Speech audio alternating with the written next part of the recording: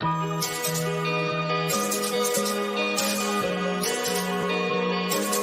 muzzle is off.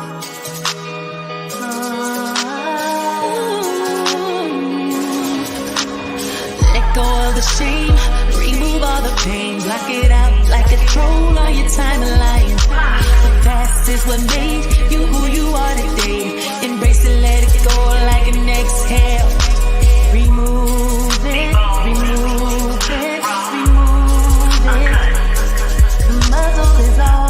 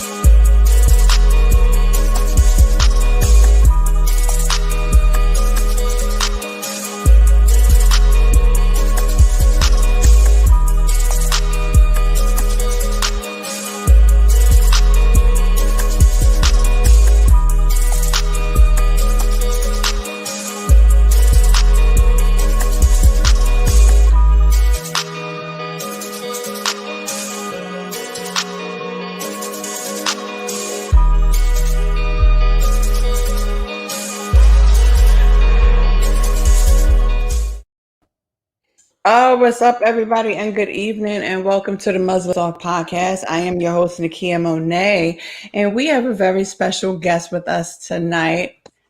Hey, friend. Hi, friend. We got Hello, everybody.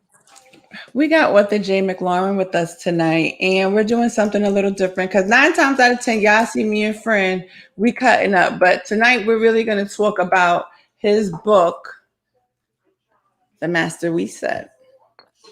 Boom. Boom and bam, okay? Boom and bam, okay?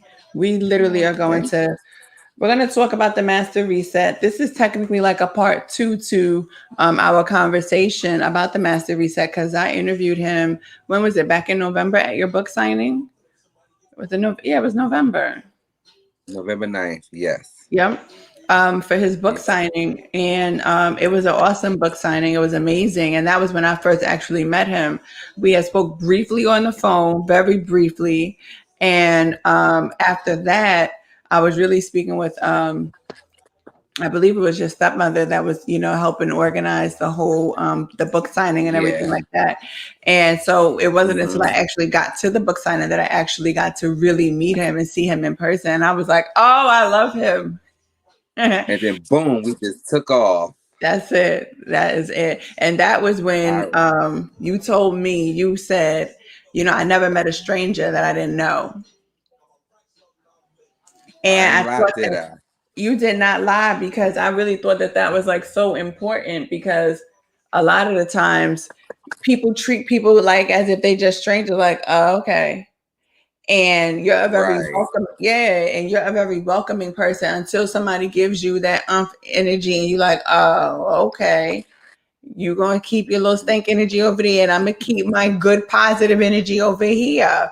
Yes, friend. That is how friend. If you haven't noticed it, that's how he is. Point blank. Period. He feeds off of good energy, and I like that about him. And he and I have such great energy together that it just is explosive, because and it's genuine. Come on, friend. You are genuine. Genuine. When I met you, you were open, receptive, and so was I. So the channel of communication was very clear. It was no misunderstanding. It was no, I got a job to do, he got a job to do, and then we part ways. It grew right from that very moment. Shout out to Dooney because he made it happen. I was just about to say that. I was like about to be like, shout out to Dooney because he definitely connected us. When he met you, he was like, okay. When he met you, he was like, nah. He got some little magic. He sprinkled some little dust up in there. He was like, voila.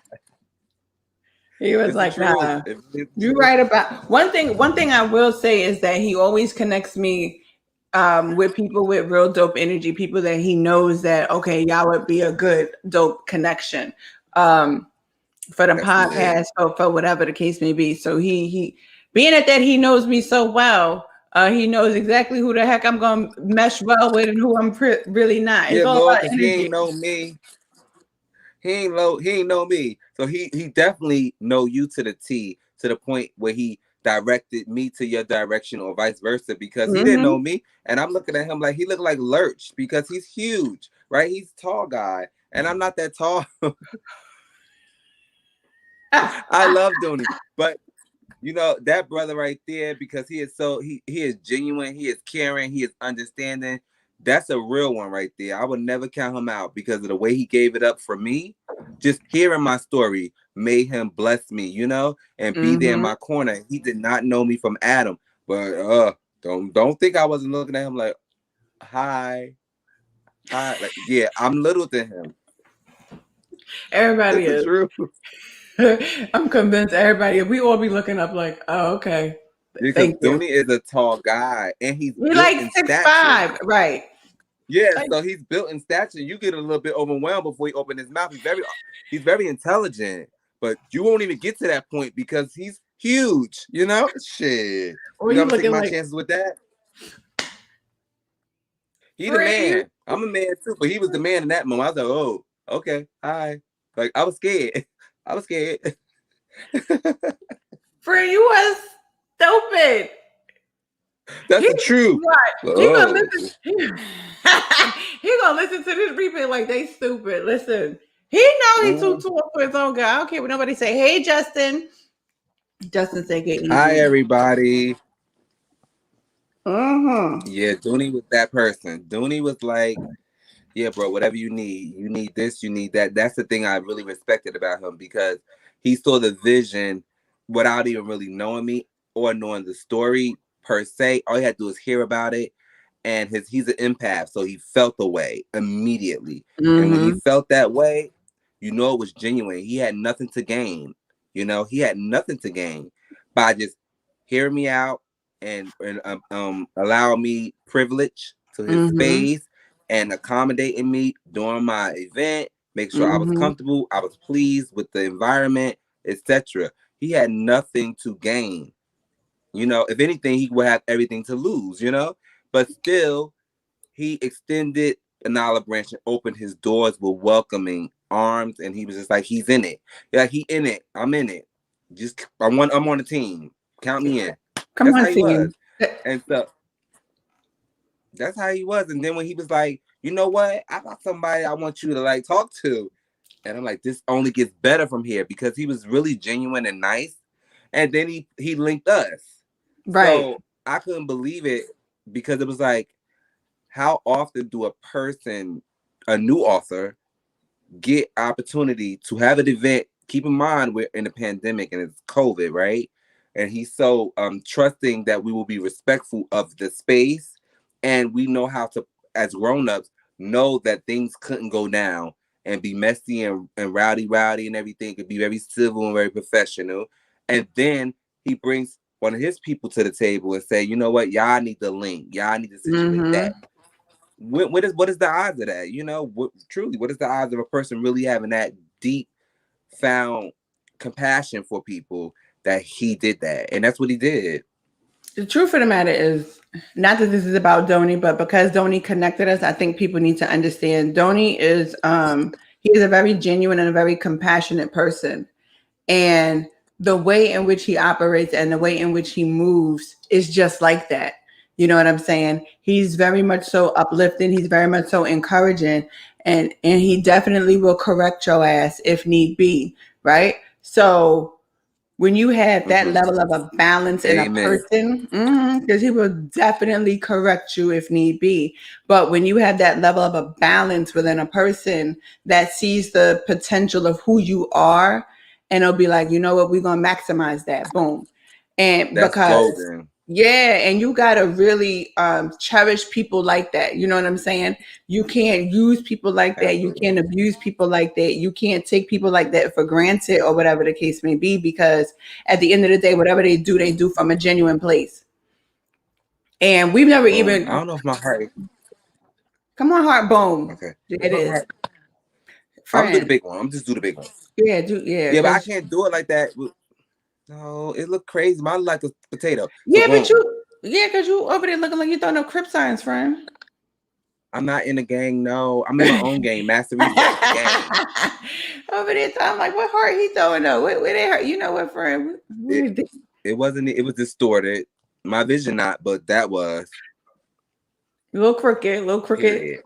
Period. That's okay. Yeah, it It's was a okay little though. bit jacked up, but Duty know our heart, because he wouldn't have never Period. did what he did, and he wouldn't still be actively. He's an OG. I'm gonna say he's my OG because I'm a G. I know I'm a G because what I went through killed most people. No shade. It's So the for truth. that makes me a G. When I tell people I'm old, I don't say it because of my number. I say it because of my wisdom that I obtained from my experience and the experience itself. That I know people that are in their 70s and 80s and 60s have never endured what I did and still feel and look this way, or encouraged to still move on. Life after a death of your first self.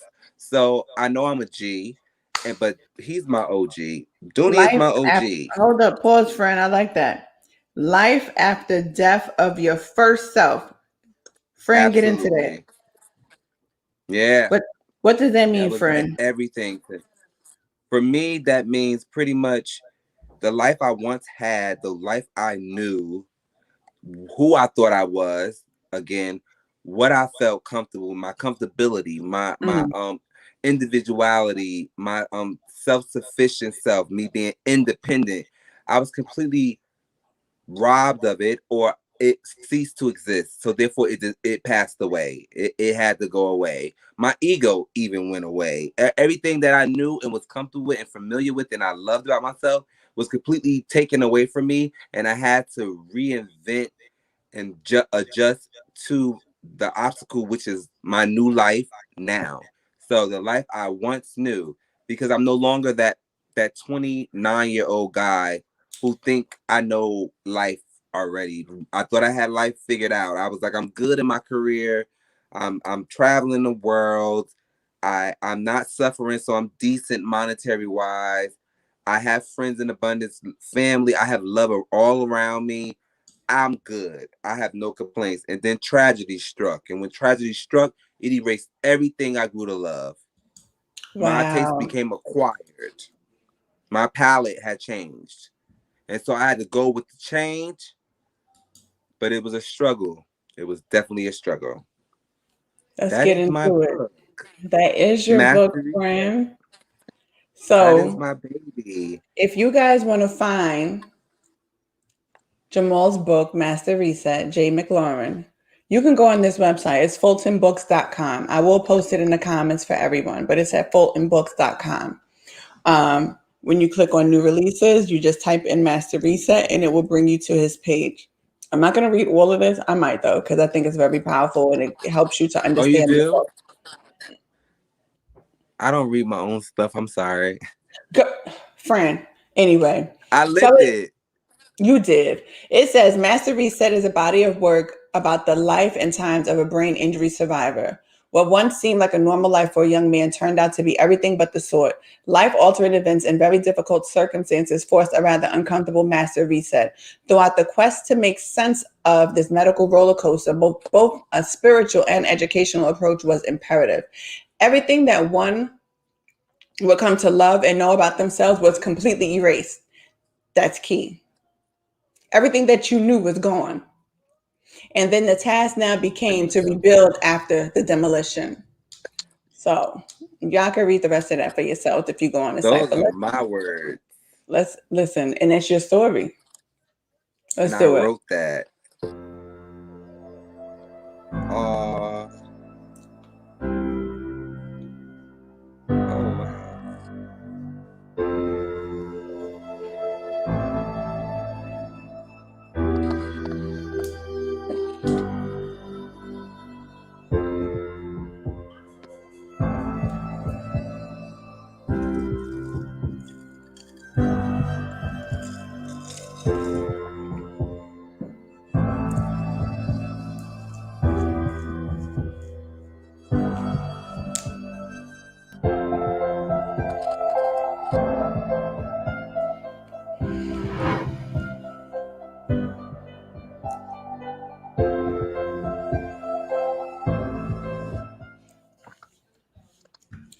Listen here, y'all.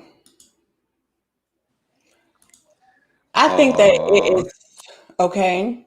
I think that it is so important that we learn to love and respect each other's journey.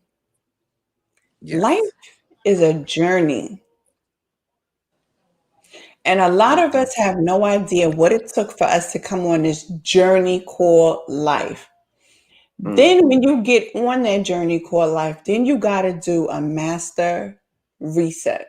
Friend, talk to us absolutely. about master reset, friend. How has your life been since the master reset, since the book, since everything, since our conversation back in November, friend? Because friend been busy. Friend been doing a lot of different things that we only aspire. Where you been at, friend? Thank you. I really appreciate that.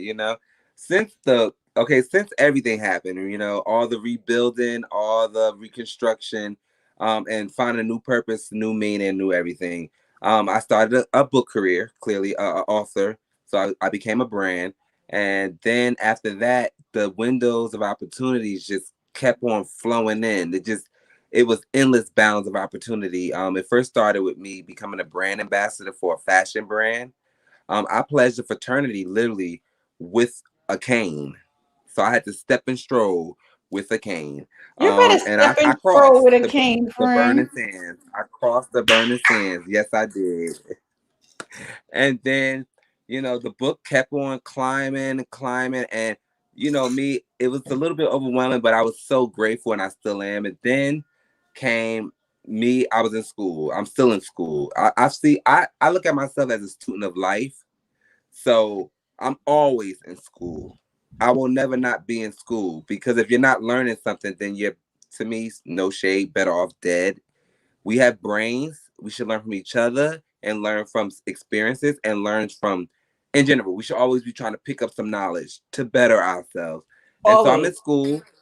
I am a student. I'm summa cum laude, 4.0 out this BITCH.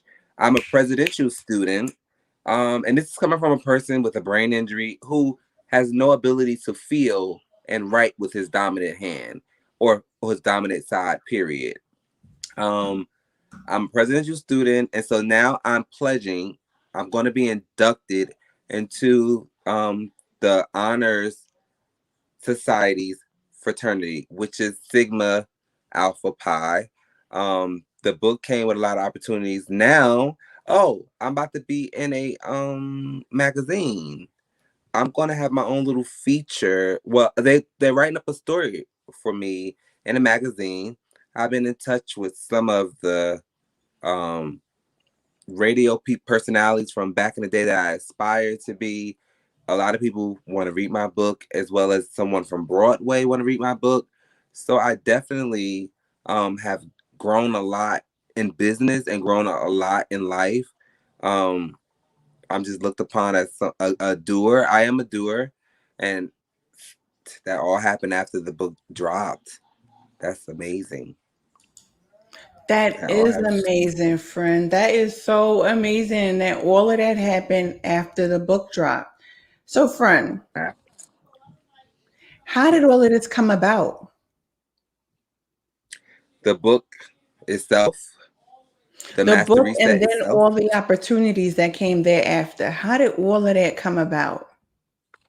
The book came about through therapy. I pretty much, felt like I needed help. I always had people around me, but I still felt alone. Going through that phase, I was by myself.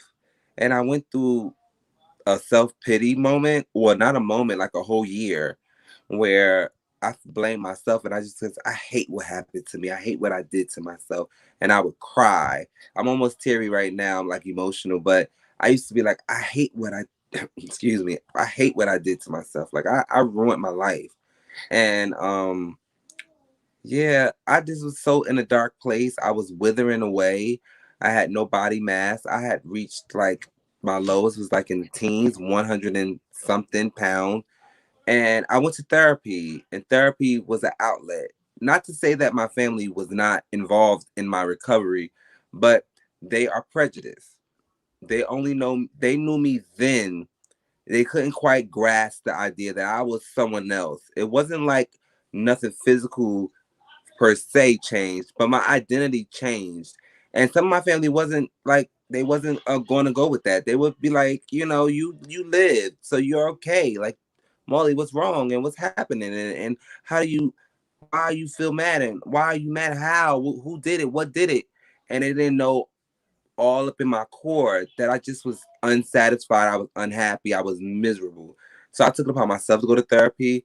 And when I did, she allowed me to grieve the loss of me, the me I once knew, the me I once loved, the one I cherished. I put me first in that department, and I knew who I was as an individual. And then slowly that diminished. I didn't know who I was, and I was trying to find me again. And therapy helped me try to find me.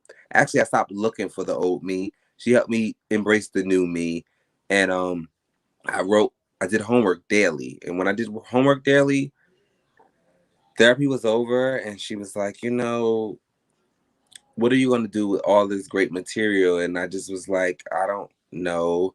And she was like, you should try to seek out publishing. And I was just like, that's not for me, because I felt like at the time, one, everything happened to me was my fault, because I didn't heed to the warning signs. I had headaches for 10 years before this, and I never knew it was because I had brain tumors until they came to surface because of a stroke. So I blame myself at first. And I felt like with everybody on my case about like, you sit down, you can't go. Molly, are you okay? Like security. I felt like deep down inside, they blame me too. I blame myself and they blame me too. Wow. So therapy, she was someone who didn't know me, and she allowed me to have my moments. And it was okay that I felt like I died, because I did. And that's how the book came to be, because the material she thought was so great that it couldn't sit on the shelf. But in the back of my mind, I said, this thing happened twice. One stroke in February, one stroke in June. I don't need another one. And it hit harder each time.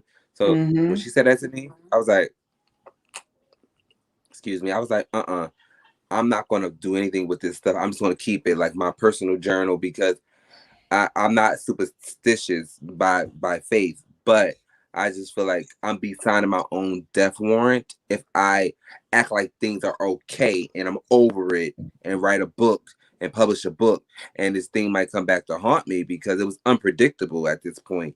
And then I just started getting into like taking care of myself, like physically and holistically and everything like that. So I had more confidence then. And when I was ready to tell my truth, I think the world needed to hear it, just because a lot of speculation and a lot of rumors came about me being sick. And they even thought that I was fibbing to perpetuate a moment, and it wasn't that. And so I stayed silent during the whole ordeal, believe it or not.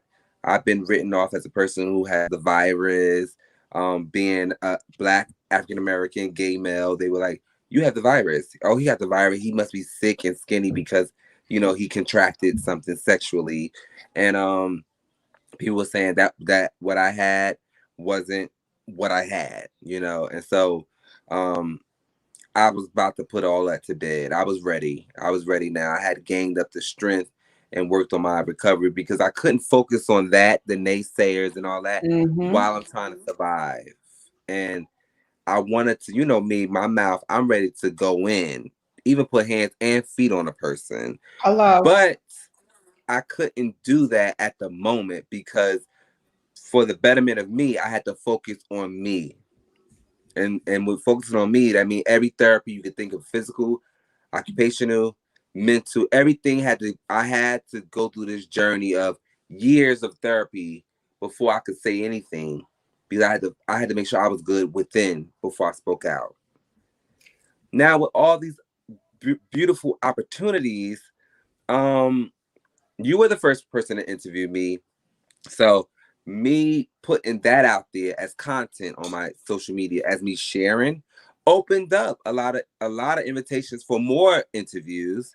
Then with my contract with the publishing company, they also had radio interviews for me, and me just being myself, is what drove people to, want to buy and they were intrigued because I didn't switch up. I was just authentically me. And I would tell you it like it is, the way it happened. And I didn't cut corners and I wasn't politically correct. I just said, I don't care. And I don't fear anyone. I'm not scared of anything now, I don't care. And now me linking up with the radio personality, I love that moment because I lived for that moment. I grew up longing to one day be like her in the sense of talking. Miss Jones in the morning, if anybody wants to know, on Hot 97.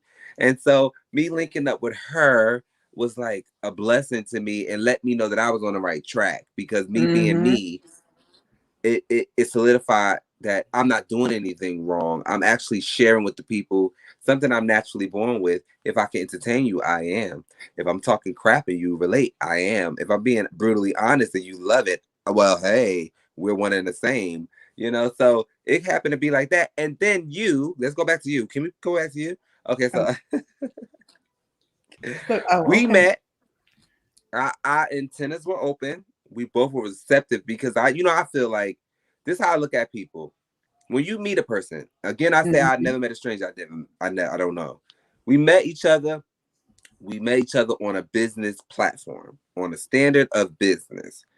But then something happened in that process. And we both were open because it's a gift to know your inner self. And everybody should treat their inner self the same. If Nakia let me in her world, that's a gift from Nakia to me, and vice versa. We could have been write these 5 questions, answer these quiet 5 questions, and deuces. But it was more than that. And then after the end of it, you said the magic words, baby. You remember what you said? Don't tell no lies on here, friend, because I think you know what I'm talking about. You said to me, just in case you don't know, because you is older than me, friend, so you might not know. You was like, okay, I'm sorry, friend, I apologize. But you said, we're going to work again together. That's what you said. You said, oh, we're going to work again together. Don't worry. Like, this is not it. This is not it. And me, on the other end, I'm like, okay, thank you. I really appreciate it. Like, that was just it.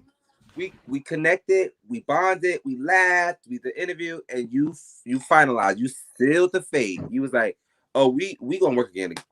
I'm be in contact with you. We gonna work again. And that's just what it is. So now people see me visually on your platform and on your podcast, and that keeps my name out there, my face out there. And then you got the Miss Jones coming like, boom, y'all funny, or y'all doing something like, ooh, we struck gold with this. And the interviews just keep on happening. The endorsements keep on happening. And I'm just like, wow, I don't have time for me. But I'm grateful. I'm blessed, but I don't. I'm doing school. I'm writing more material. Then I got to do a fashion endorsement. Mr. Brand Ambassador, wasn't it? Yeah, I'm starting a nonprofit, and but I'm just it's blessings and abundance, and I'm really, really grateful for it. I really am. And I still get a workout. I love to work out now, Chad. Joni, he said he ain't working out with you because Oh no.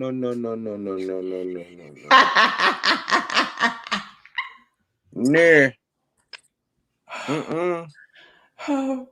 What happened, friend? What happened? You see how big that man is? No, I'm delicate. No, don't do that to me. He's huge. Donnie is huge. Oh, friend said, oh no. A friend, I ain't working out with you. I was like, what? He was like, no. No. That's it. I'm like, I said, hell, let me tell you something, friend. Tell me something. That's it. That's all I can say. Because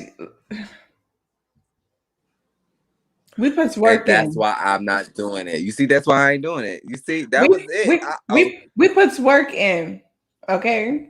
I do too, but on a minuscule level. And I know that man don't play no game. Not one. I seen him. He was raising his body up, and he had that thing around his waist with that big old weight on there. I said, oh, hell no. Hell no. Don't even. Oh hell no! He ain't working you out, friend. He ain't working you out. Oh, you Hell said that. no! Never mind. No. I'm gonna stay right over here I'm going so to my good. gym. Friend I said got he my gonna... little trainer.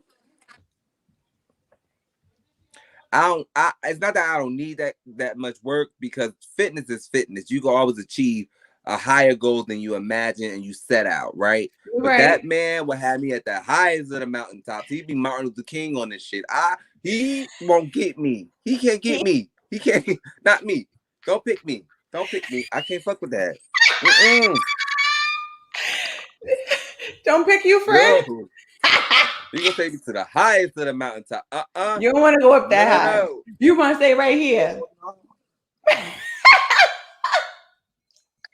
Don't even know. I don't want no smoke. He gonna have me doing things that I just told him I can't do, and he gonna say, "Oh, okay, yeah, you can't," and then he gonna do it. So that's why we ain't gonna fuck with Dooney. But I love you though. But no. Let me tell you something. You couldn't tell me when we first started doing those deadlifts with that hex bar. I was like, I cannot do this. I caught every single last one of them that was in there that was doing it. I was like, y'all silverbacks. I am not a silverback. I don't know how to be a silverback. I'm not trying to be a silverback. Now look at me. I could do them deadlifts though. God bless you. I'm a small back, and I'm gonna keep this small back too. I don't give a damn. He ain't gonna be the one to. No, Dooney ain't about to take me out my element, child. He gonna have me on my eyebrows crying and shit. I don't think so. Oh hell no! Everything cries. Okay, my arms are crying today. But let me tell you today something. Too? Yeah, you know. Yeah. I went today too. We don't play no games over there at we the kind of good have the same schedule. I didn't know that, friend. Yeah. And you know, my trainer didn't come today because he think he got COVID. And you know what I said? Stay your ass where you at, motherfucker. Goddamn. God bless you, but don't bring that shit over here. You ain't gotta apologize or excuse yourself. We can reschedule. But you don't feel well, and his birthday was last week, the weekend. So he think he was exposed. And I said that's the respectful thing to do. I don't care about you missing my session. And I'm like, where you at? And I'm saying, I don't mind that. Your health is first and foremost. And mine, no matter of fact, my health is first and foremost. Fuck yours. Then you go handle yours. Friend. Handle yours on the flip side. But let me first. Right. Hello. Don't come around me and you know you infected. And I said, I appreciate it. You let me know. We'll convene another time. Handle your scandal, sir. False alarm or not, handle it. Handle your scandal. Whichever way that scandal look, handle it. I told him I just had the first. The folks running around here, like, they really think COVID not real. Like, okay, it was your birthday, so you thought you just needed to celebrate and be free? And now that's being sassy. And now you got a cough and a headache and a fever. Cough your ass wherever you at. That's just like the people that went to Atlanta for All-Star Weekend last weekend. Fierce.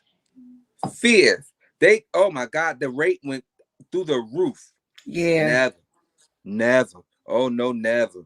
Y'all ain't catching me out there. Let me tell you something. As much as I don't like being in a house the way I am, but I choose to stay this way. I go where I go and I come home. Because at the end of the day, y'all reckless and ruthless. Y'all don't care about nobody else's health. Y'all want to be mask free. No, put that mask on. That makes me so nervous. That makes me so nervous. Don't blow this way. You know I got a damn health care person coming here, right? Because of the type of insurance I got. I'm with the old folks. I got Medicare, you guys. I'm disabled. So these motherfuckers say they coming here. I told them, no, you don't got to come here because I already go to my doctors. I'm on point. I got this shit on lock. They said we got to come because you got ARP. You know they didn't put me with the old folk. That's why I say I'm old. I'm with the old folk. I'm with the retired folk. God bless. So they say they coming. I said, why? They said we got to do a physical. I said, I had one. They said, well, we got to come do one. I said, let me stop you right there because I don't mind. But you'll be doing my physical on my porch because you won't be coming in my house. I don't know what this person got going on. And I had my vaccine one round, right? and I don't know what that lady or that man may have. Master, I don't want it to be no men's. I don't want nobody touching me, no men's. So it better be a woman. So anyway, this person's supposed to come after my second shot on the 9th of the 6th of April. And they say, oh, she gotta come in and this is a screening for further infections or things of that nature because of my condition. So got urinalysis and all that stuff. And I said, I'm fine. But it's okay. It's good to be overly cautious and precautious. Yeah. Especially now. So that's fine. Yeah, so, but coming in my house and somebody, oh, you gotta wear a mask. I said, I live here. I ain't worried about me giving me something. I'm worried about the whole you want to come through my house. Don't worry about me giving me something. I'm gonna have her on the porch. I do everything she want me to do on the porch. I don't want it in my house. You need to ask them when was she tested, friend. Typically, they're supposed to be tested at least. I think they're supposed to be tested twice or even 3 times a week.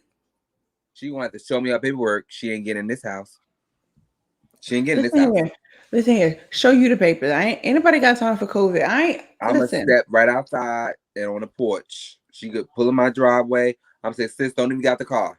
I'm coming out the car. Sit it on the hood, not the hood, the hood of the car, not the roof. Shit, the hood of the car. Sit on there. I grab the papers. I gotta check your resume because fuck you and your whole damn crew. If you ain't gonna get me sick, no, baby, no. Not here in these COVID streets, right? I know that's right, friend. I said I don't come too far to look back, baby. I come too far to look back. Shit hit different when your life is in the balance. It's hanging in the balance. It hits different. And you're right, it really does. And that's what people have to realize and understand. I ain't playing Russian roulette with my life. I'll play Russian roulette in Atlantic City. And I don't even play board game or whatever that stuff is called because I don't know how to gamble. But I don't gamble either. I'll just go there. I want my money back. If I lose, I want my money back. So I don't gamble. I put $5 worth of pennies in here. I want my money back. I want all $5. So I don't even waste their time because we'll be in an argument. Friend, $5 worth of pennies? You damn right. It could go somewhere else. Yes. Me. That's me. I'm that friend. I go to the casino. I go sit in the slot machine. And when I don't win, I'm going to go get the lady that's selling the drinks and say, bring the manager or somebody over here because I lost my $5 and I want it back. So I don't gamble. I know I'm not a risk taker. It goes somewhere else. Risk taker? You know what, friend? No, not me. That's all right, friend. We could go down there and we'll just enjoy the food and stuff like that. Where we going to go? Yeah, we could go wherever you want to go, but where we going to go? I don't know, friend. To Atlantic City? I was just there. They are bored, child. Everything is like you could barely get a drink while you sitting there. People sit there for the drinks. Then you can't barely get one because of COVID. Like can't nobody breathing over your shit. Nobody hovering over you. It's just like a mess. I was ready to get out of there. My anxiety went through the roof when I was in there. And I only went to Wet Willie's, and they shit is weak. I'd rather have Wet Willie's in New York. No. Wet Willie's in Miami. Or Miami. Or Vegas. Mm-hmm. Yeah, they shit. That Bob Marley drink had me on my ass. And I was like, oh, that's some real shit. Atlantic City, that's a joke. Child, what is this? This is Kool-Aid. I ain't had Kool-Aid since I was a young buck in the project. So I was like, what the fuck is this? So it's crazy that you're talking about Wet Willie's, right? So I happen to be looking at my Facebook memories. So it's coming up on a time in which I had discovered that I was pregnant. Actually, it's in 2 days in which I discovered I was pregnant 3 years ago. And then right after that, that was on a Monday. So that Friday, me and the ex with my 2 friends, we all went down to Atlantic City and they got drinks from Wet Willie's, but I had just found out I was pregnant, so I wasn't drinking. And right. I don't know how they felt about them drinks at Wet Willie's, to be honest with you. I got a cookie. You know what, friend? I'm not doing that. I had a cookie. I sure enough did have a cookie. And they had a drink. I was like, damn, I can't even drink with y'all. And I remember you ain't missed nothing. You ain't I probably missing. didn't. I remember Wet Willie's from South Beach, and that was that back then when we went to Wet Willie's. When I went to South Beach back then, we was dancing on tables and stuff. That's what I'm talking about. Yeah, This we one was here, on you was them able to walk tables. out the. If you able to walk out of Tropicana like it ain't nothing, you ain't had no real Wet Willies. You had a slushy like a motherfucker from White Castle. Oh, he said a slushy Or from 7-Eleven. Let me find Like out. 7-Eleven. You might as well get you a root beer float. You have the same amount of excitement in your mouth. Wet Willies, that's a joke. You spend all that money.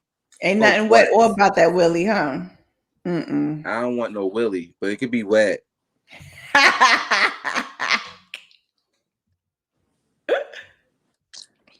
You know, I'm going on a ski trip next weekend. Where you going? I'm going to the Poconos. Oh, God. Yeah, I didn't want to go because I know what color I am, and we don't typically ski. And then I also we do a lot of ski trips. Didn't you watch Why Did I Get Married? Yeah, that was fake, fictitious. I think if it was Aspen and I could wear all my Chanel pieces, that would have been the go. But this is not. This is on a minuscule level. So, but I'm going for the camaraderie, right? And this is going to be my first time. So let's start off small.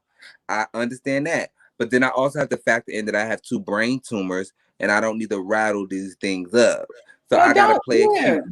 Yeah, don't go down the slope, friend. They're going to put me in the tube thing with the instructor. Okay. Yeah, my outfit is killer. I can't wait for you to see it. Oh, I can't wait to see it, friend. I can't wait. I know you're going to be, yes. Oh, you know, just know that there's fur in my Oh, I already know that there's fur. If you go on a ski trip, I know there's fur all around. Yeah, because I can't live out my Chanel fantasy. I have the pieces, but I can't wear it with my friends. This is not the place in PA. No, we'll never wear my Chanel in PA. So it's like, okay, I'm limited. Let's do a remix. PA do not deserve Chanel. I mean, I agree. No. Aspen, you could do Chanel. But you know what, friend, forget that. You could do Chanel wherever you go. Who cares? I can, but I just don't feel that PA is worthy of my Chanel. So I feel that, not that PA is like nothing, because they have a great mall that I love out there. I forgot the name of that place, but I love it. King of Prussia? Yeah.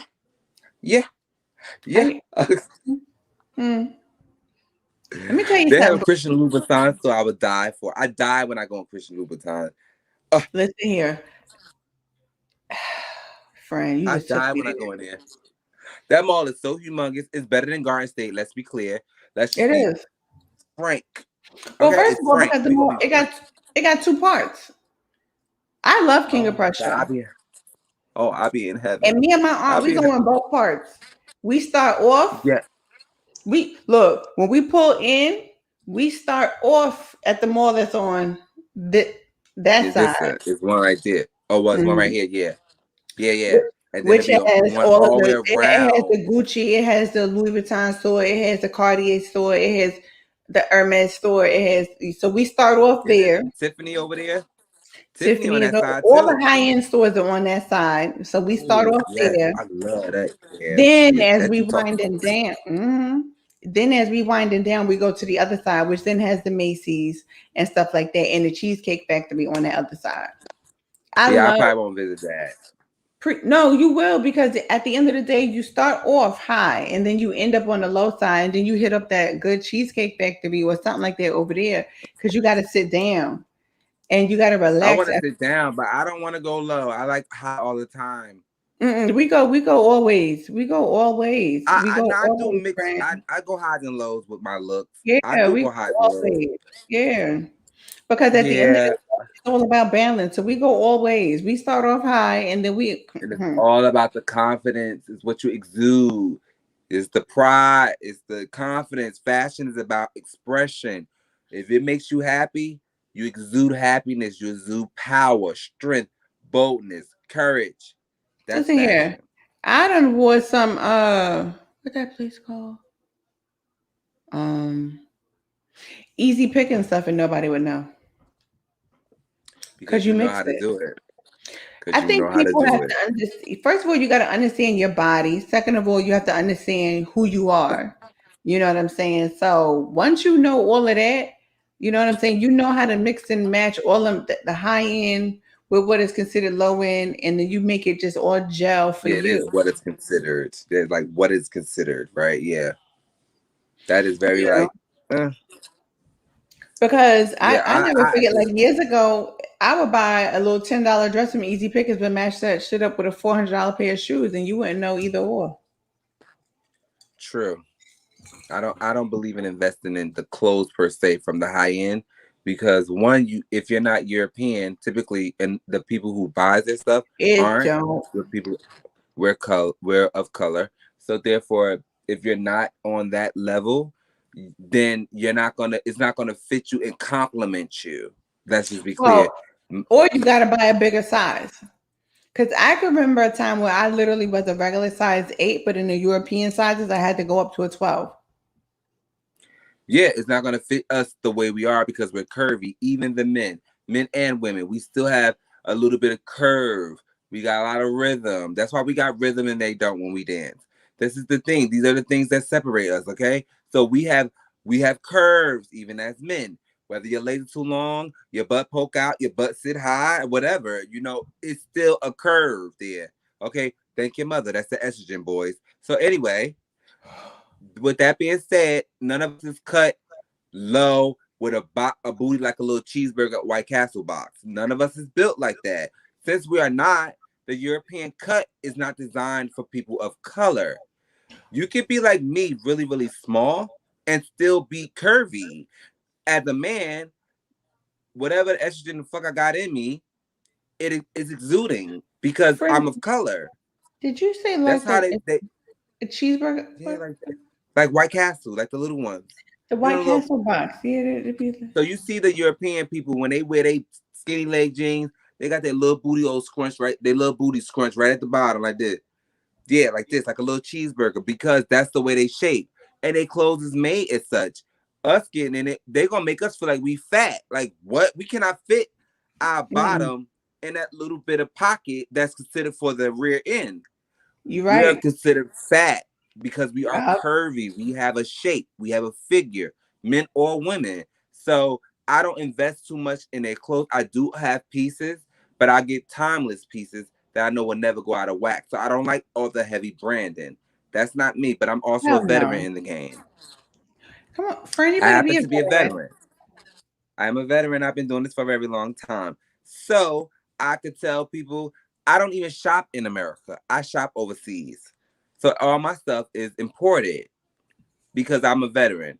But I know how to make people look the way they want to look and not necessarily they're not trendy people. Like if you don't want Mm-hmm. to get what you're seeing on the TV, you don't want to get what you see in the store, I'm the guy you holler at because I make things happen. And I know a lot of boutiques overseas because I shop there so much.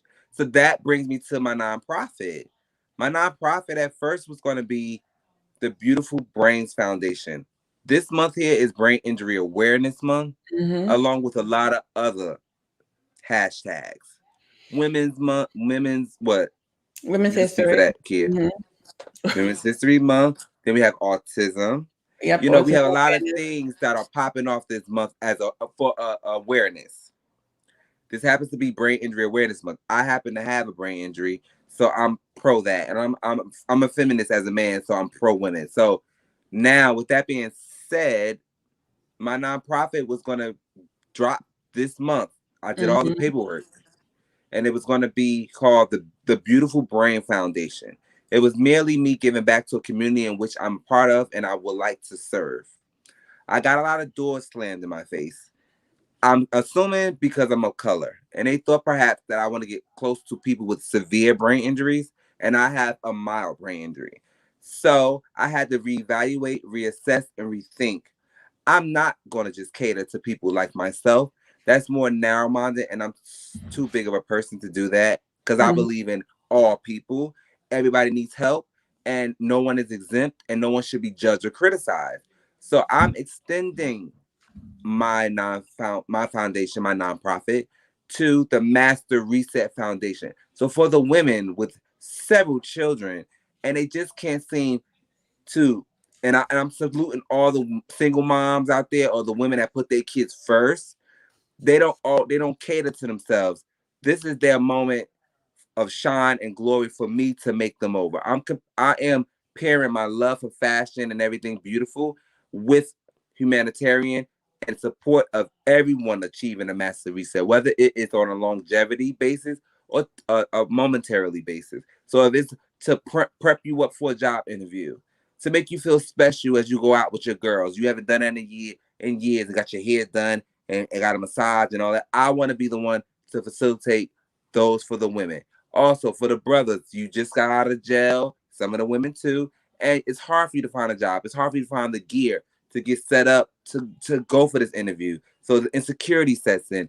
Let me be your guy. Let's go shopping. Get you a couple of good material, brown, black, and blue. You'll never go wrong with those three. A belt and shoe. Get you some khakis. Get you a suit jacket. Get you some shirts, plaid or plain. Let's get you ready for that interview so you can win for that interview. I want to help kids. They Christmas have been hard. I don't celebrate Christmas, but kids are kids and they notice everything and they carry that with them. So I want to break generational curse by allowing our kids to see the hardships of our reality too quickly. And they're going to carry that bone when they become grown men or grown women. And if I could stop that and be a part of the process, it's like, look, this, you don't need to say it came from me. You don't got to say it came from Santa. Just know mommy and daddy did their thing. They tried their hardest. And look, you got that, what you needed. I want to be a foundation of that. Everyone deserves a master reset. And I think that my foundation will help that in any way that I can, whether it's food. Some women are doing it, they're barely eating, but their kids are eating, and that's barely. And that's a problem for me. And so I want my foundations to be bigger than just the brain community. We get support, even though it's unspoken about. However, I'm always going to be an advocate for that. But I want to be an advocate for humanity, period. And it's going to be as simple as somebody nominate an individual once a month. And then I read the application or the cry out for help, if you will. And I come through and I bless that family, or I bless that woman, or I bless that man, or I bless that children. It's sort of like a make-a-wish, but you don't got to be dying to get a master reset. Right. You don't have to die for a master reset. Everyone deserves one. Everyone needs one every now and again. That's going to be my foundation. The master reset. Now, nobody on here viewing it, you better not try to steal my stuff, because quite frankly, I copyright the name, so it's mine. You better put that copyright on there, friend, and let them know. That's mine, baby. Try and steal my idea if you want to, and you'll be held up in court. You don't want that kind of smoke, because I make sure I did my due diligence. That is mine. Okay? I love it. But I'm here for all the people. All the people. Dutch just ordered the book Master Reset off the website. Thank you. I appreciate it. My army blessings. I do drive-by too, so if you're in Jersey. She in California. You a mess. She in California. Oh, I love California. You know what, Dutch? What I am going to say. So, friend knows this. My good friend here knows. I am redoing the store, and the way I'm redoing the store is I'm creating custom wear for the Muzzle Is Off podcast. It's not really open yet because I am not a web designer. Everybody has a lane, and web design happens to not be my lane. I don't have the patience for it, but Amisha, once I get everything up and running, I'm actually going to send you. We got some crop hoodies. I got some regular hoodies. Hey, Zoni. And I'm going to send you one because I truly, what'd you say? That's your boy. I truly appreciate your support. So once I get everything up and running and everything like that, Dutch, I'm going to send you some custom gear for the Muzzle Is Off podcast. Even like these tank tops, y'all can't really see it, Oh, but I didn't these even tank see tops, that. That's neat. mhm. I love it. I mean, she got curves. Okay. Okay. Oh, She okay. gotta shake it. Okay. Shake it like a salt shaker. You shake it like a salt shaker? Okay. Shake it like an A. You know what? Donnie called it salt and pepper. That's what he said. He said, y'all like salt and pepper. I cracked up. So Salt and pepper's here, and we in effect. And push it real good. Push it. Push it real good. We are Salt and Pepper. Who Pepper? I guess I'll be Pepper because I'm darker than you. You're not darker than me. Yes, the hell I am. Kid, what you got on glasses and you still can't see? Sorry, friend, I love you, but are you for real right now? Friend, you're not darker than me. Yes, all the hell I am. Where you been at? Clearly, you need glasses if you can't see. I'm browner than you. Whoa. First of all, I was in living color at several places where you were too. And don't talk about me needing glasses because you know it's goddamn already the case. That's why one eye squint and one eye open. Don't talk about goddamn.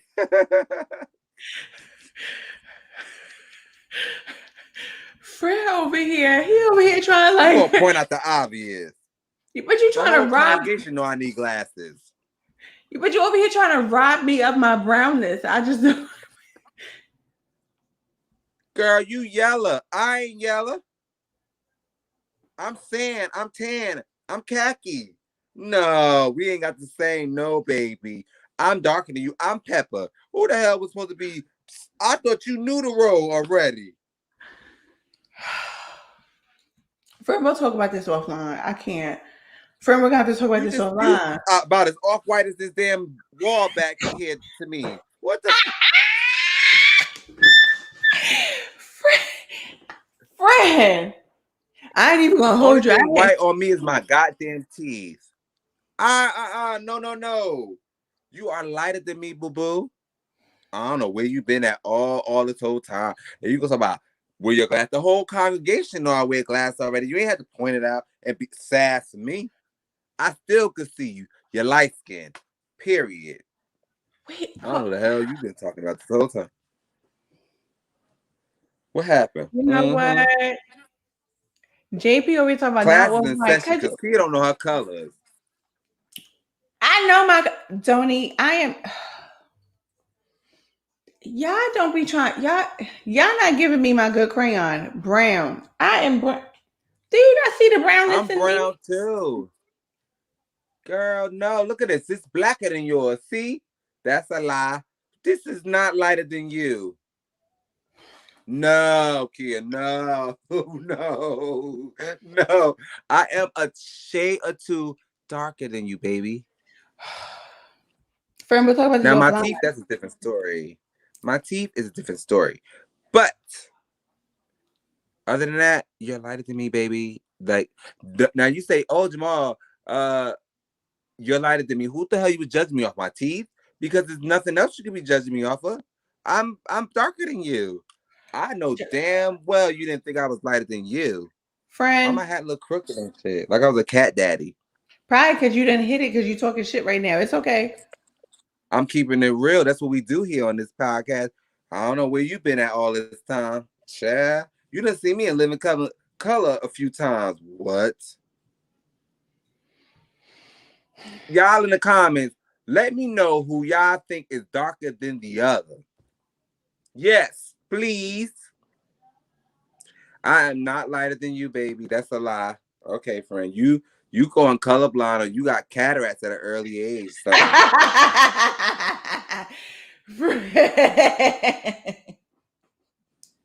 No way. I may be a little pinkish. You know, sometimes I get off a little pinkish, orange looking look. I don't know. That's some fucked up shit that God gave me.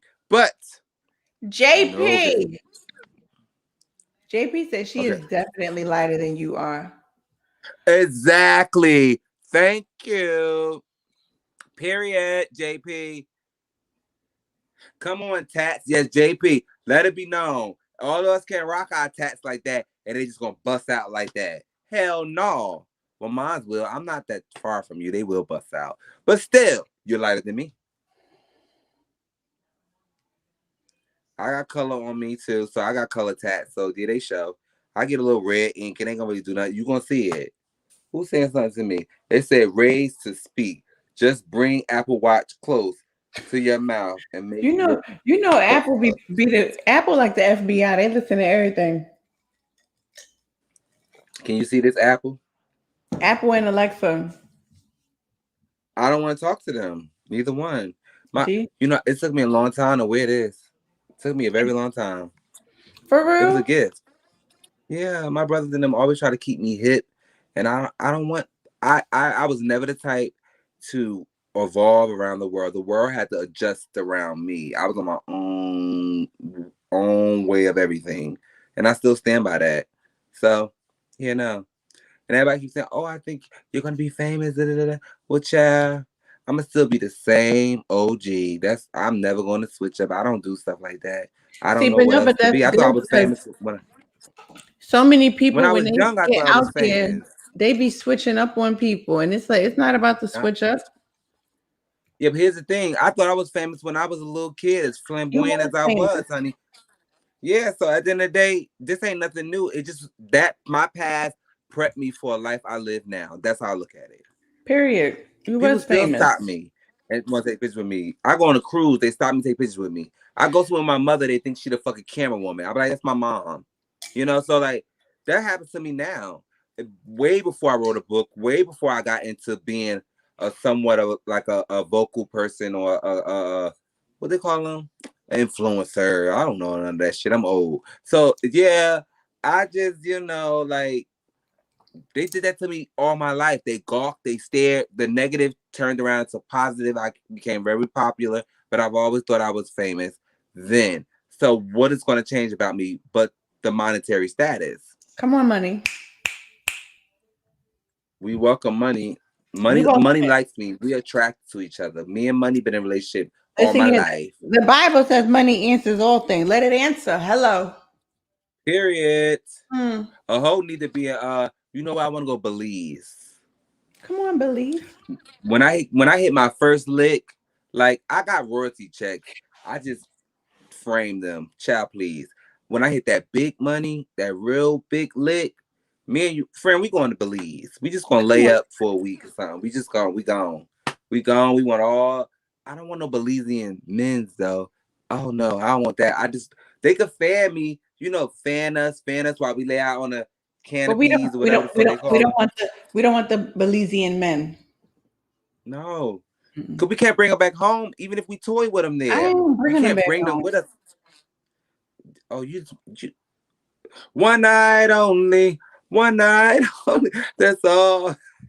I ain't even doing one that. Night only. I'm stingy. I don't know what you got. I'm stingy. I don't want nothing to do with that. You could fan me though and feed me grapes and definitely get my pina colada and all that good stuff. But I don't really want no. As long as they got gloves on. I'm a germaphobe. I ain't got this type of time. Feed me grapes with a glove. Me too. Let me tell you something, because I was in Dunkin' Donuts. I'm a germaphobe. I was in Dunkin' Donuts the other day. Dude just making people coffee. He ain't had not one glove on. I got up to that. I said, hold up, pause. I said, sir, it is COVID. He gonna need to put gloves on to make my coffee. He was looking at the dude. He was like, please put gloves. Yeah, put them gloves on. You over here touching tops. Then my mouth gotta go on that. Anything my mouth go on got to be clean. I would have walked straight on out of that joint. Straight on out of that joint, baby. On. Like I said, anything my mouth go on, it got to be clean. I ain't got time to be playing around with these people. And I'm juicing, right, friend? I'm juicing. This is day 3. What are you juicing? I really feel like, well, it's not because I'm a chicken head hoe. We all know I'm skinny, right? And I'm into fitness. We already know that I'm good. Body is gold. Body is snatch. Body is everything. It's bigger than that. It's about, giving the organs a break. I really feel so strongly about that. Yeah, so the organs don't need to always be trying to process something that you done took in. A liquid is easy for your body to release and just let go of. So, but if you taking in a lot I don't take in a lot, but still just processed food, not processed food, but food in general. Yes. Whatever it is, whether you eat healthy or not, You need to give your organs a break. My organs been here 30-something years, along with me. So they ain't like they some new pumping engine machine that's ready to just go, metabolism ready on go. No, you need that healthy break of your organs. So I'm doing the 7-8 juicing. Good. I'll be done Monday. Donnie said, fame and more coins just brings enhancements to who you already are. To what and who you already are. Thanks, Donnie. I appreciate it. Mm-hmm. Yes, she is yellow. Exactly. We're not going back in comments. Are we going with the recent one? Yeah, like you want to sit up here and go in reverse. Then we're not going back. We're moving forward. Well, it don't matter none because they telling you the truth and you lying to yourself. I know what I see, and you try to come for me saying, "Oh, you need your glasses." Everybody in the congregation know I wear fucking glasses. Where they at? Ain't no surprise. Huh? Where they at? They right here. It ain't a reading session. We just, I don't gotta read. I'm just keeping it real. You are lighter than me, ma'am. Sorry. I ain't. You sip on that because you over here. Mm-hmm. You're a little parched. Okay. I'm a little dry. Thirsty. Really? I look dry? You're a little dry in the mouth. You telling lies. Bullshit.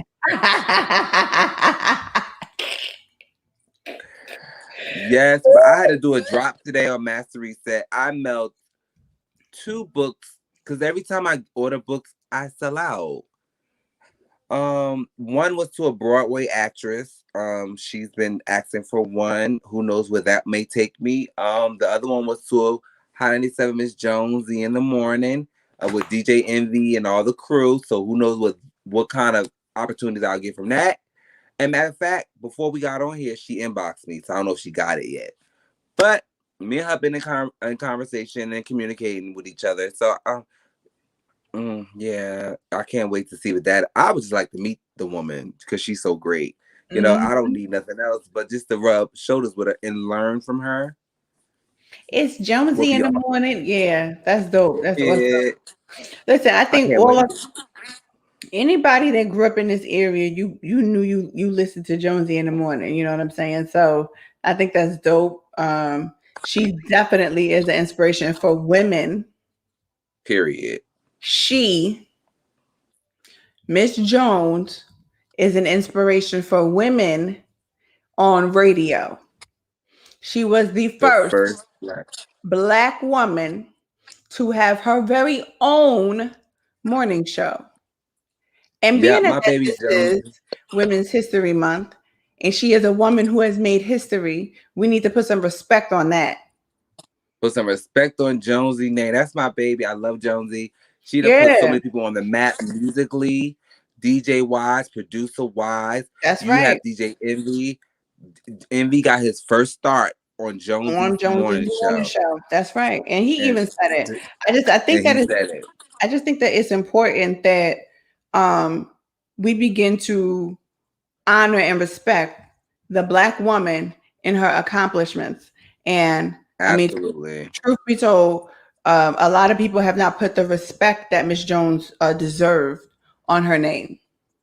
Especially, she had a music career and her records sold. So it's not like she didn't. And she's an author.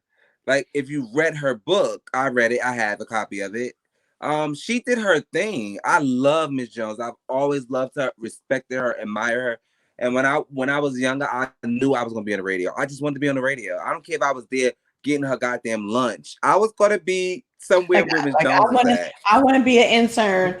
I ain't even gonna hold you. I used to want to be an intern on the radio, but that just never happened. My career did not go towards radio and broadcast and anything like that. But I just think that. But it is now. How about that? How about it right now? I just think that we just have to. We gotta respect us, and we gotta respect our hustle, and we gotta respect even our struggle. We gotta respect all of that. And as women, respect, because we respect a lot of men and a lot of things that they do, and we downplay us and our accomplishments and the things in which we have actually done. And when you're a trailblazer as a woman, put some respect on that. So yes, shout out to Jonesy. Shout out to Jonesy. Yes, Jonesy paved the way. And when you Yes. thought that you saw a man in the forefront, there'd be women behind pulling all the strings and masterminding That's right. everything and being so creative.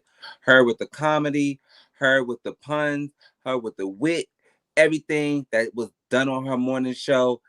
There was no man behind that. That was literally Miss Jones. And Come the on, team yeah. just fell in line. Michael Sean, DJ Envy, they just fell in line. And it was cohesive, so everybody just gelled, and it made for one terrific morning show. And I remember growing up and be like, I can't wait to meet this woman. Or if I could just work, like I said, just go get coffee if she wanted me to get coffee. I didn't think I had a personality for radio, but who knows? You see? Because now I give it Let me up. say this. You have a personality for everything that you wish to and desire to do. That's the whole thing. Like, you know, we place so many limitations on our own selves, right? We place them, but you have the personality for everything that you want and everything that you desire. So just go after it. Whether it be radio, whether it be hosting, whether you know me, I'm always gonna pull you in and be like, come on this show, come on and help, come on. You know what I'm saying? Because I believe that chemistry is very important. You know what I'm saying? And I believe that conversation and conversational flow is very important. And I also believe that energy is important, right?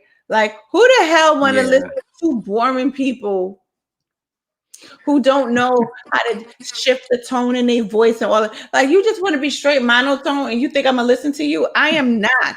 Yeah, we would be boring, Kia. If we didn't do what we got, if we didn't do it the way we do it, which we never set out and planned how we was gonna do it. We just be like, all right, we're gonna come on. Yeah. I need you to. You don't even say need. You be like, what you think about this? Do you got time for this? Okay, friend, I'm with it. Let's go. And we don't plan out anything. You send me a whole bunch of goddamn articles sometimes, maybe not. So, and I just say, what the hell is this? Kia know damn well I'm gonna look at it and I'm gonna say everything I gotta say when we get on this. It's not scripted. We just don't talk about it other than we getting on this day, this time. What you think about that? Are you busy? Da da da da da. So we both got things going respectfully in our own personal life. And then when she says, come here, I'll be like, what's up, friend? What we gotta talk about? And then she send me some shit and I'll be like, oh God, really? We gonna be stuck on this like infinity? Okay, I guess we on this shit. Then let's go ahead and dive right in this bullshit. That's right. But we dive right in. Opinions and all. It means nothing. We don't even think about it. We just go in, and because of our chemistry, it'll never be a clash, or even if we have differences, it'll be just differences, point of views that she'll express hers, I'll express mine, and that's where we leave it. We leave it right here on the Muzzle Is Off.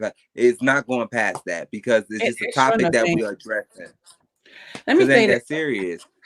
Because I ain't got time to be sensitive like that. What you say, friend? What you say? It ain't that serious, and you shimmied, friend. What we did? What we?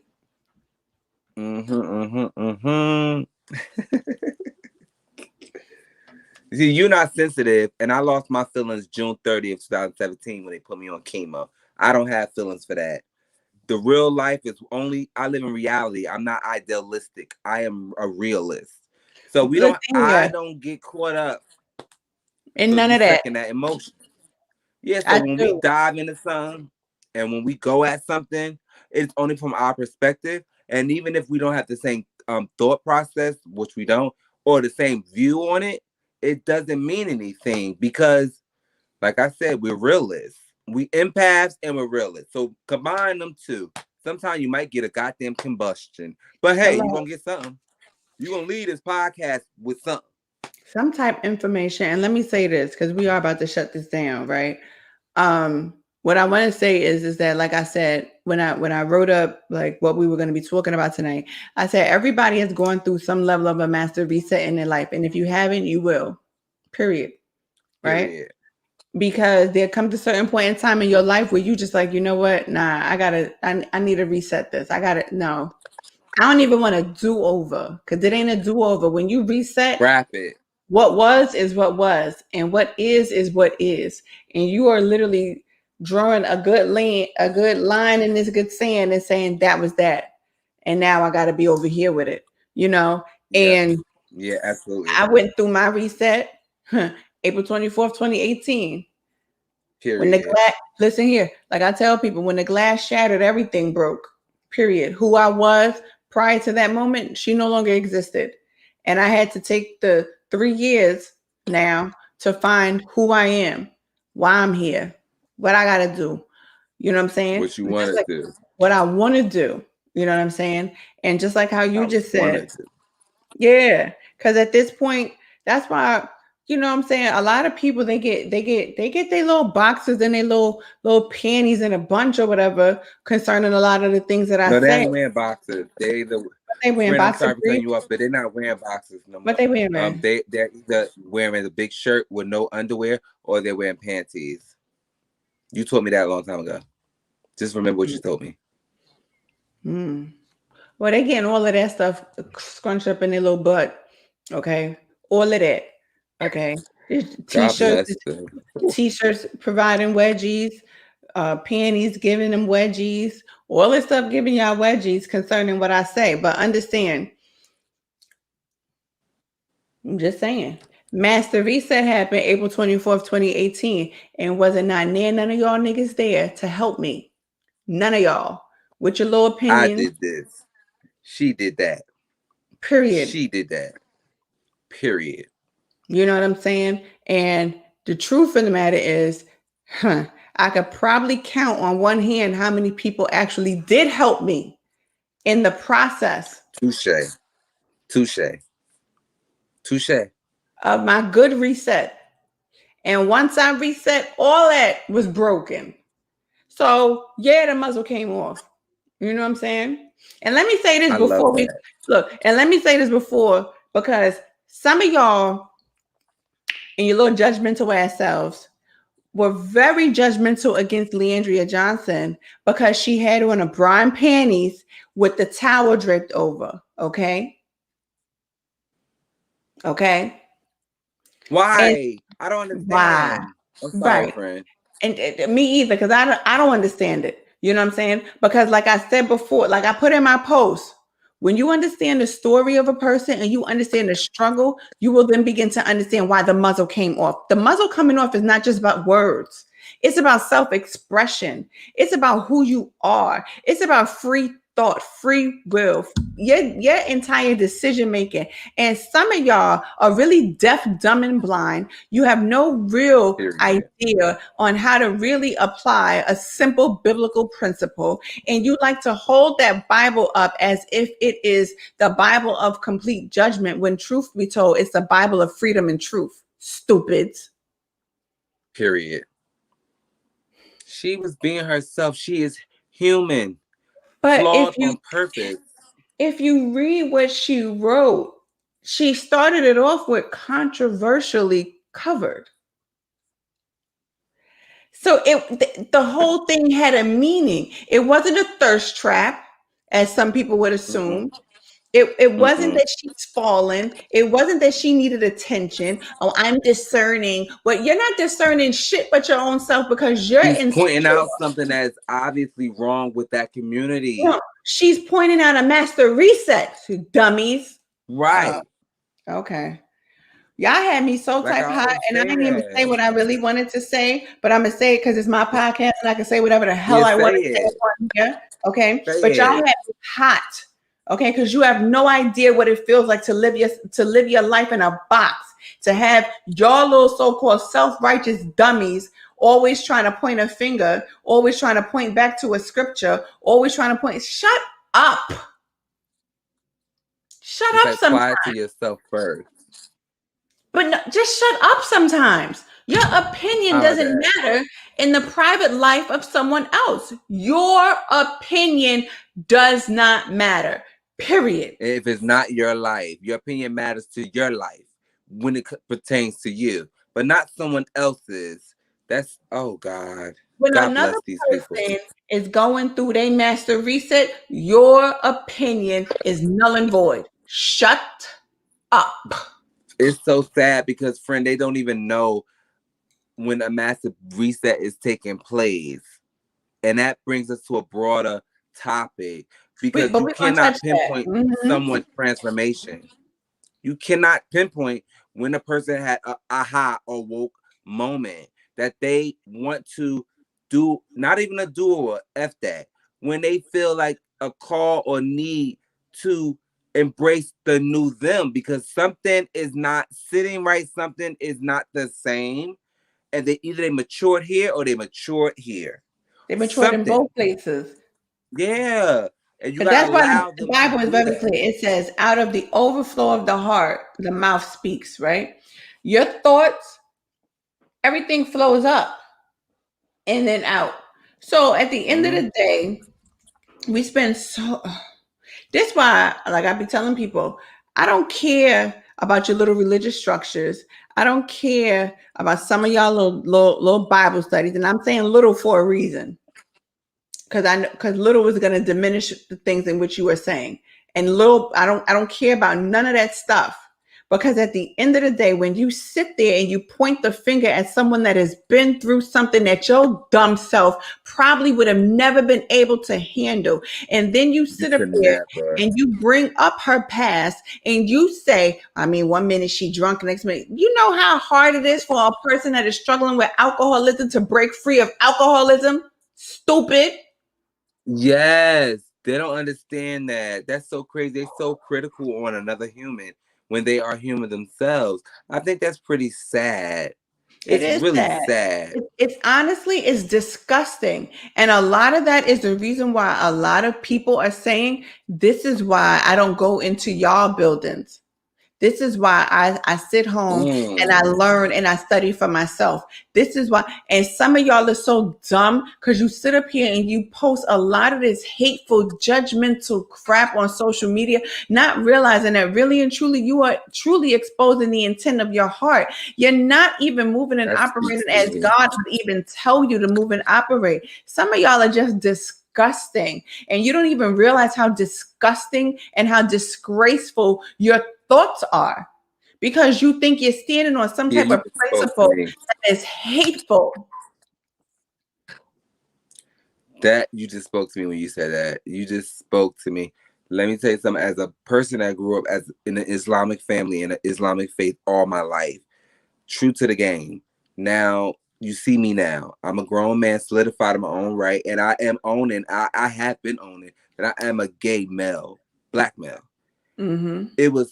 I never felt comfortable even before I identified as such in my own community in which we all practice the same faith. So you know what happened to me? And even though going to the masjid on Friday is applicable, you have to. I stopped that. I had my shahada. I know Arabic, writing and reading it. We didn't celebrate birthdays. All the traditional stuff. I know. I can speak Arabic as a language, but I don't. Okay. But anyway, I stopped going because you know what? I didn't feel safe or welcomed or comfortable. And at the end of the day, I simplified it to what you just said. My relationship between me and God has nothing to do with the whole masjid and all these people. Y'all are all human like me. So if you frown upon me, you're nothing. You're no one. You're just like me. My relationship with God, I know it's solid. And let me say this, because I don't know how the masjid could judge anybody when y'all allowed Malcolm X's murderers to go free for years and build up whole communities in Newark, and you knew his rifle is a rifle that shot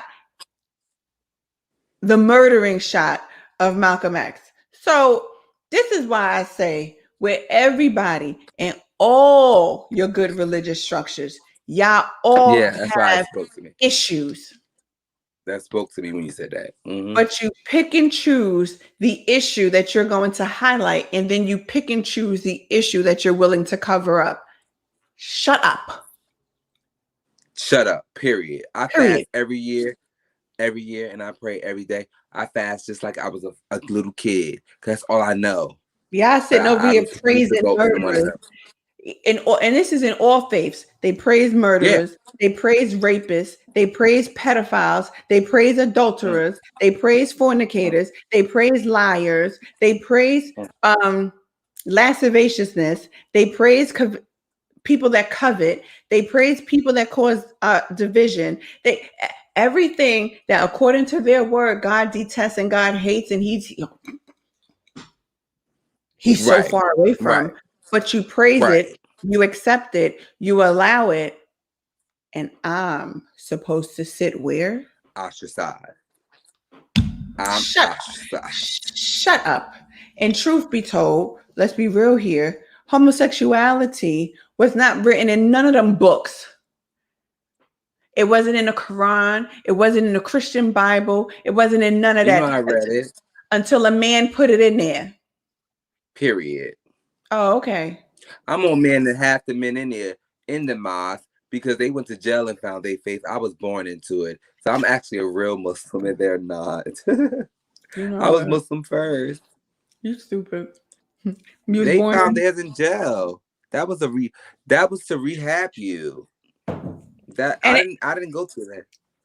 And you know what? I mean, so did Malcolm X. We can't really say that he found his. You know, he found. Well, that was his business. Okay, that's a different era. That's way before my time. That's his business. Okay, but way before my time. That's his business. And I think that he wouldn't be that critical because you know what? He had homosexual experiences and feminine tendencies. Yeah, Malcolm did. So I need people to really do their research. And then they want to say, oh, a person like me is haram. Really? Are you serious? You cannot speak. Oh, I was on a bus one day and the one lady was talking her shit. Oh,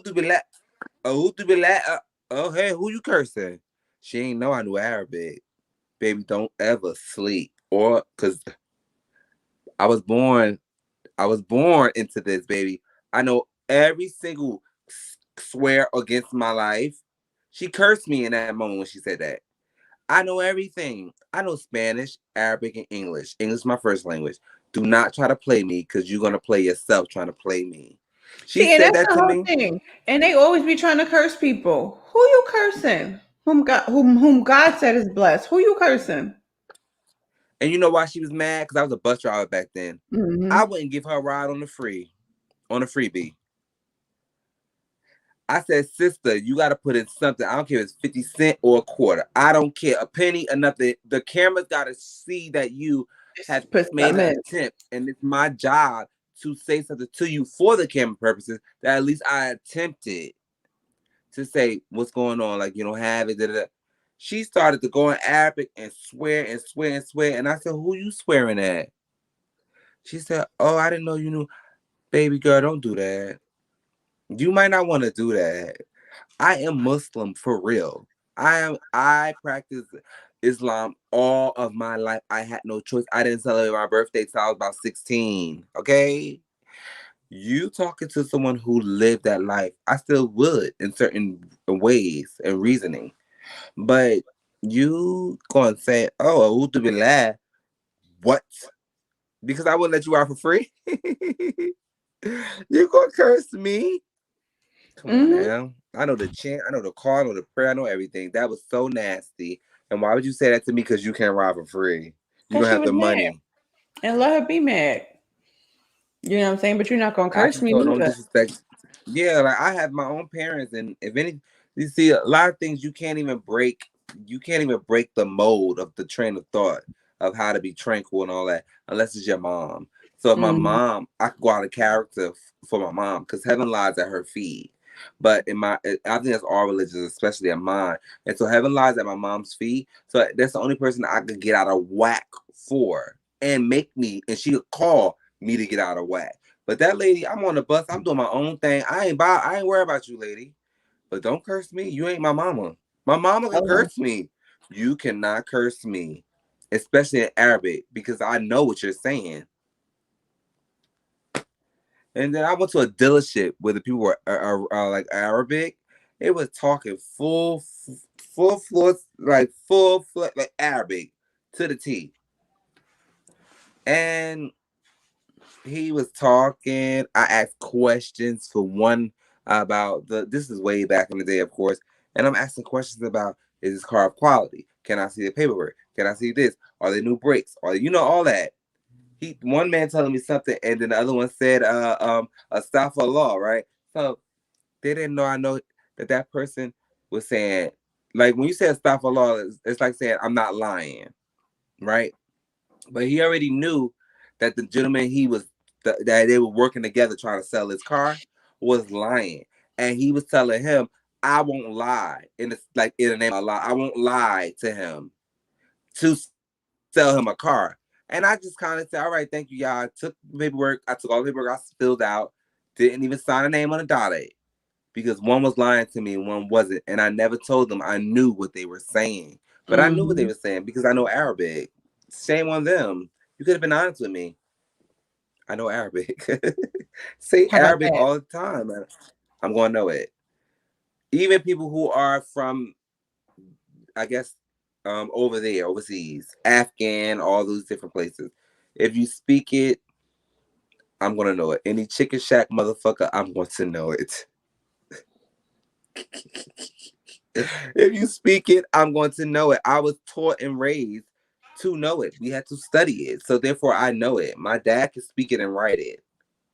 Friend, did you say chicken shack, friend? Yeah, them chicken shack motherfuckers. Oh my goodness.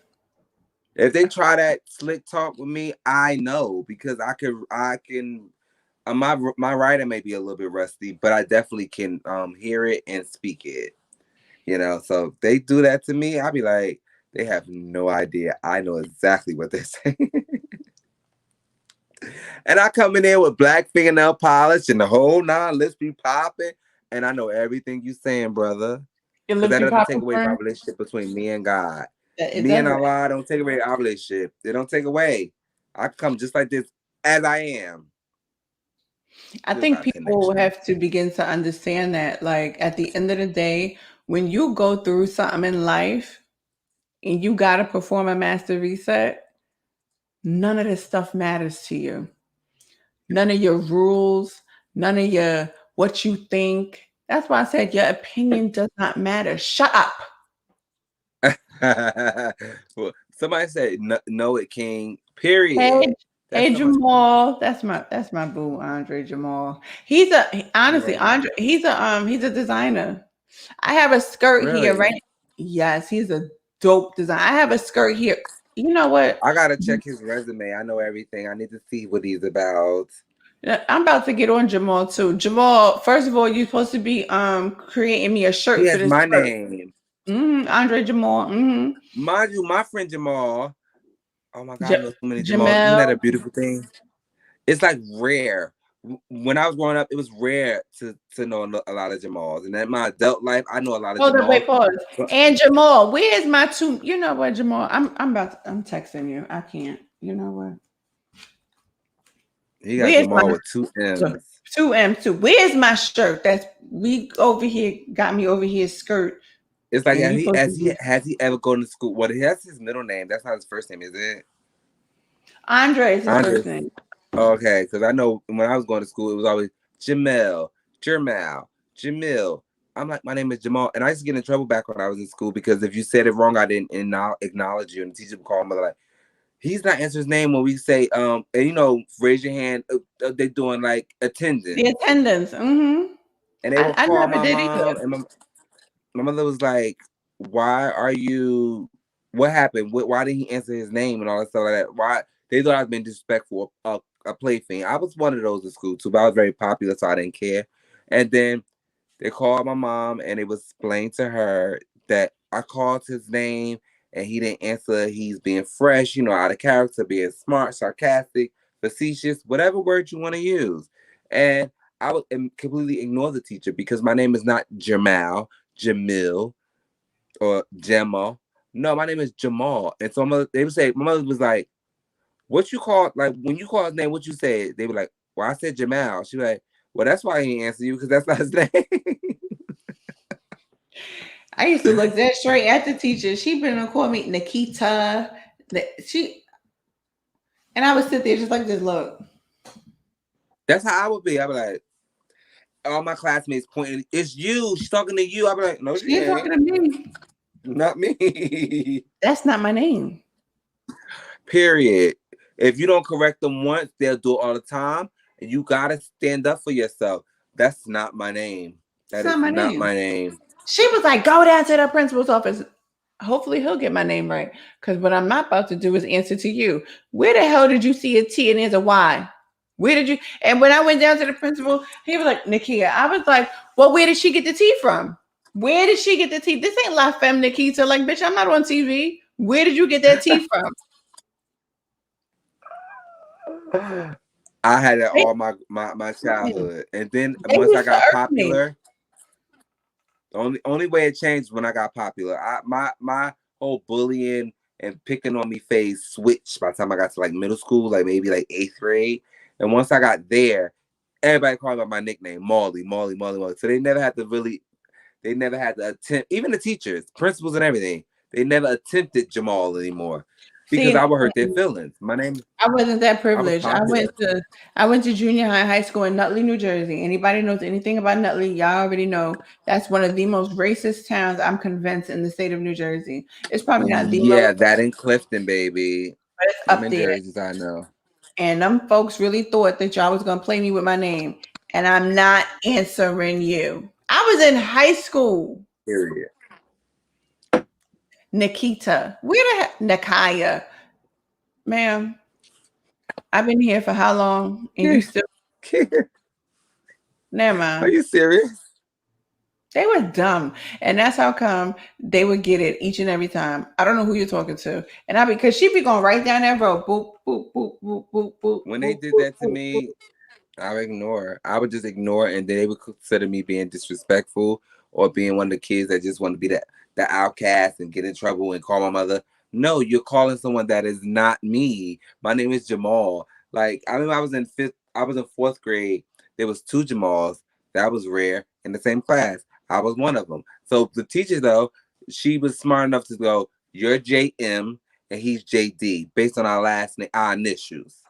And it worked. I was okay with answering JM, and he was okay answering JD.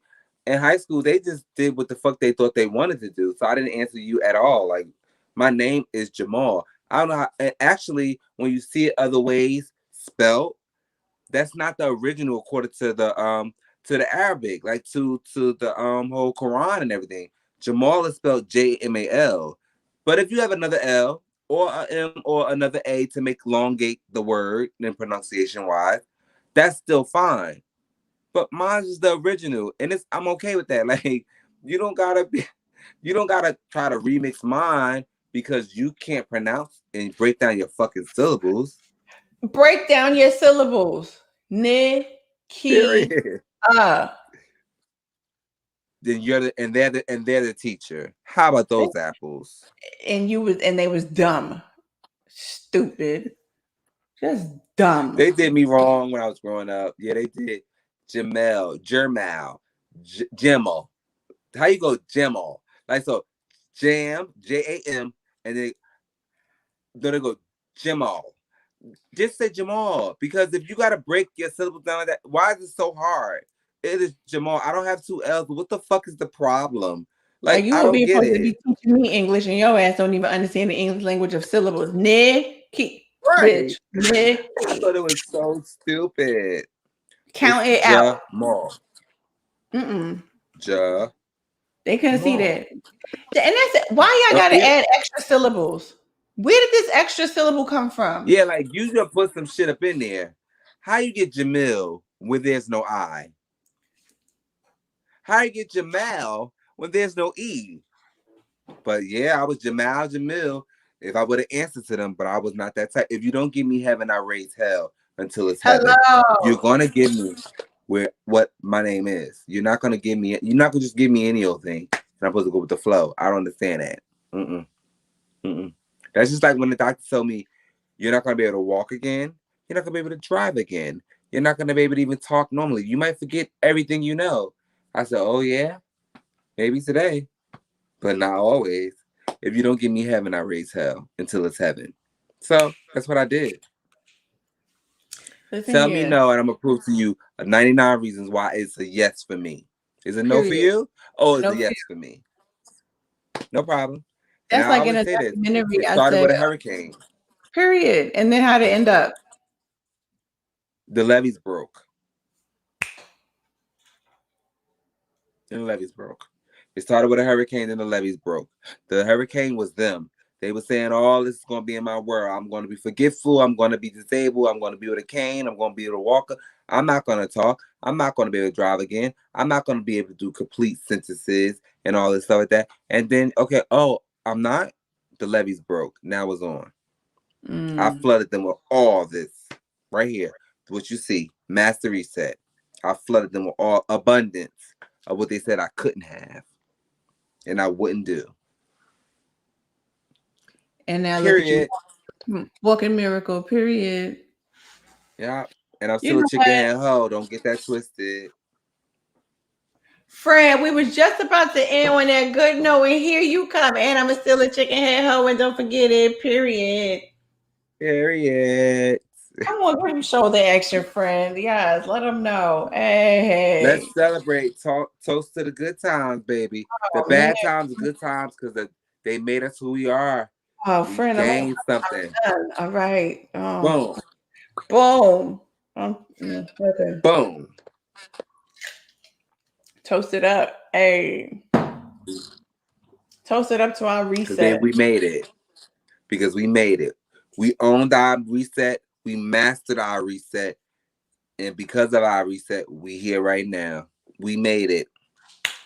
And we want to encourage others to join the movement and get your piece of the master reset. Everyone deserves one. Everyone needs one. And it's light at the end of the tunnel. Just embrace your reset. It's coming. God trying to tell you about your reset.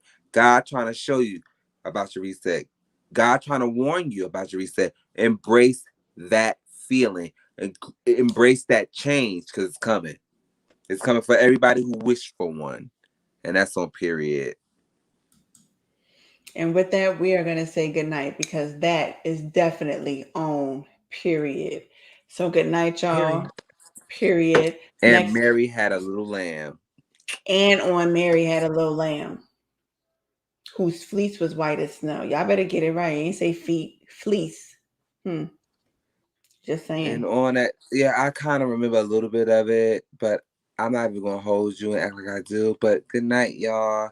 I learned about time we come on next time, and I'll make sure I could do it. Boom, boom, boom, and I could be in sync with my friend. We gonna get it together. We got a routine. We gotta get it together because I'm a little bit right. Okay, friend. I'm gonna need you to know Mary had a little lamb. Maybe I could, whatever you say, I'll read it in Arabic or in Spanish. Okay, we're that'll doing work. it two language. Well, you know what? We about to be multilingual up in here, bilingual. You know what I'm saying? Yeah, I've been that since a long time ago. But here's the thing: I'll be the translator. My friends say it in English, and I'll say it in Spanish, or I'll say it in Arabic. That's on the next opportunity. But I gotta remember the words first, friend, because I kind of am dated. Friend, I'm dated, but I'm not dated. All right, you got 2 weeks to get your life together. Next week, we're doing the women's panel the same way how I did the men. Oh, that's gonna be lit. Yeah, I can't wait. Yeah. I wish I could be on it, but just like mute, block. I don't want to be on it. But maybe wait, because I never been a spectator like on the comment. Like, you got it. You got to figure out how I'm gonna do that. I'm not really a spectator person. I'm like more like, hey, ladies, what's up? Well, I'm a lady boy, so why can't I? Okay. You know what, friend? Come on, we will be back next week. Okay, with the good women. We'll be back. With the good women and friends panel. And lady boys. Sweet Jesus. Lady boy pant. You know what? Goodbye, y'all. I'm not gonna disrespect. It is about the ladies. They need their time. They deserve their time. The most underrated species on this planet. They need their flowers. Period. And I can't compare where I don't. I can't compete where I don't compare. I cannot birth anything. So therefore, for that sake alone, I'm gonna bow out. I got respect. I know respect. So I look forward to watching it though. Come on, friend. I'm gonna watch it and I'm gonna comment. You will be up to date from we ain't got no area with that. So we Yeah, will be bringing the ladies next week. that's gonna be Because different. I'm cutting up all my hair. oh God, you know what, y'all? We're ending this because I can't take him and his cutting hair. Next week, Wednesday, 7 p.m. Ladies' night. Let's get it. Am I my sister's Cause keeper? it's ladies' night and I'm feeling right. Oh yes, it's ladies' night. Oh what night? Oh Oh, what night? Peace. hey, good night, y'all. We love y'all.